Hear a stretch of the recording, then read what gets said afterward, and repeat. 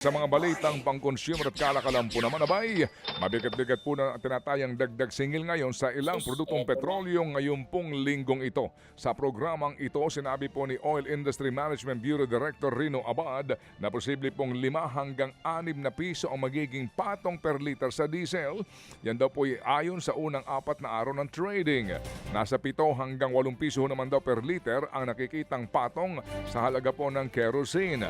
Alanganin ho naman daw ang presyo po ng gasolina na posible daw magkaroon ng maliit lamang na rollback o maliit din po na oil price increase.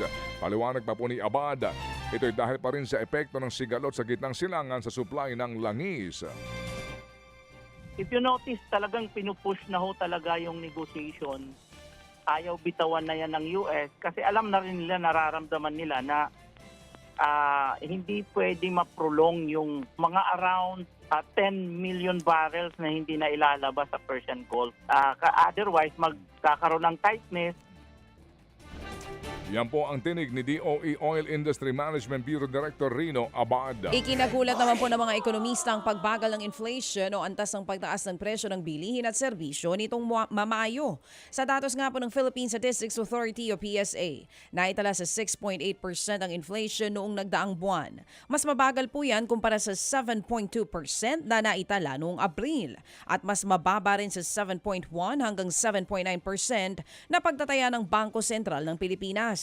Ayon sa PSA, bunsod ito ng mas mabagal na inflation sa transportasyon at petrolyo dahil pa rin sa paghupa ng sigalot sa Middle East. Bumagal din ang pagtaas ng presyo ng pagkain, pati renta, tubig at maging kuryente. Ipinag-utos po naman daw ni DPWH Secretary Vince Dizon na agad pong ituloy ang pagsasaayos sa Arzadon Road doon sa Dagupan City. Yung nga po'y matapos na kumalat sa social media ang kuha ng naturang kalsada na imbis nga po makatulong sa mga residente ay nagiging sagabal pa. Sa video nga po ng isang netizen, makikitang tinaasan po ang bangketa pero lubog pa rin ang mismong kalsada kung saan naiipon na rin po ang tubig. Ayon po sa DPWH Region 1, nakatakdang muling simulan ngayong araw ang konstruksyon sa naturang kalsada. Matumal pa rin daw ang bentahan po ng school supplies dyan sa Baclaran ngayong weekend. Yan po'y kahit balik eskwela na mga chikiting sa pampublikong paaralan ngayong araw ng Lunes. Tingin ng ilang tindero, dinadaanan ng mga magulang sa pag-add to cart o online shopping ang pamimili ng school supplies. Sa inspeksyon po ng DTI, nakitang mas mababa sa suggested retail price ang presyohan ng school supply sa Baclaran. Malaking ginhawa yan sa bulsa ng mga magulang na gustong humabol ng pamimili at hindi na kayang maghintay ng delivery ng online shopping.